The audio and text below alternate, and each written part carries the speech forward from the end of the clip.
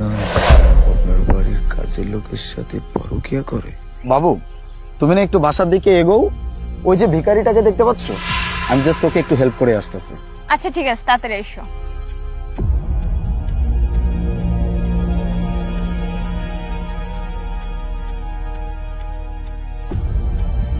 এই কি সব উল্টাপাল্টা কথা লিখে রাখছিস?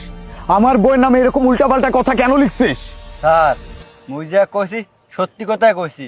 আপনি যে প্রত্যেকটা দিন এখানে যান আর আসেন, আমরা সাহায্য করে দিয়ে যান, এজন্য আমাদের আমি কমুনা কাজ দাঁড়ে কমু। আমার বউ কাজের ছেলের সাথে ফষ্টি নষ্টি করে। তোর সাহস দেখে আমি অবাক হয়ে যাচ্ছি। আমার বইয়ের নামে যে এত বড় একটা কথা বলতেছিস, তোর কাছে কোনো প্রমাণ আছে?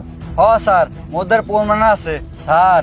মুই এর মধ্যে একটা বাড়িতে ভিক্ষা করতে গেছিলাম, এবার দেখি দরজাটা খোলা, এবার ঢুকে দেখি আমার বউ একটা কাজের ছেলের কোলের ভিতর মাথা দিয়ে ঘুমায় রয়েছে। এ দেখে আমি অস্তা খুলে কইয়া বাইরে আইছি, এই লগে এই প্যাডের ভিতর লেখিয়া আমার লগে দাঁড়াই রয়েছি। কি?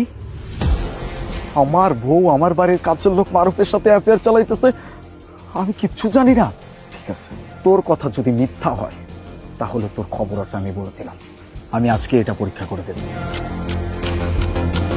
এবার ভাঙ্গি ফাটবে।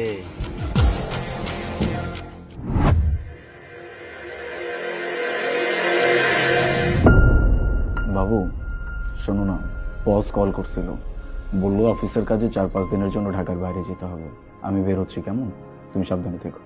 আচ্ছা ঠিক আছে, আমি সাবধানে থাকবো, তুমি সাবধানে যেও। কোনো চিন্তা করো না, আমি যত তাড়াতাড়ি সম্ভব চলে আসবো। আল্লাহ হাফিজ। চলে গেছে? ওয়াও, 4-5 দিন ইচ্ছা মতো মজা করতে পারবো। মারুফ, মারুফ, বসো।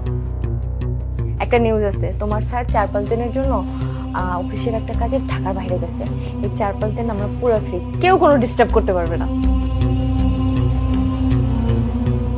বেশ অনেকক্ষণ যাবতই তো আমি বাইরে, এখন ভিতরে যাই আর হাতে নাতে ধরি। তাহলে 4-5 দিন আমি তোমার সাথে থাকতে পারবো, তাই না? হ্যাঁ একদম, কোনো টেনশন নাই, বুঝতে পারছো? বাহ, চমৎকার। আলিফ তুমি? হ্যাঁ আমি। কেন অবাক হচ্ছ? কি হচ্ছে? তোমাকে বলছি অফিসের কাজে 4-5 দিনের জন্য বাইরে যাচ্ছি, আমি সত্যি সত্যি চলে গেছি? না, আমি সত্যি সত্যি যাইনি। আমি যা করছি সবকিছু আমার প্ল্যান ছিল। কেন জানো? তোমাদের এই রাসলীলা নিজের হাতে নাতে ধরার জন্য। বাহ, কত সুন্দর, কত সুন্দর রোম্যান্স চলতেছে আমার বাড়িতে। আমার ওয়াইফ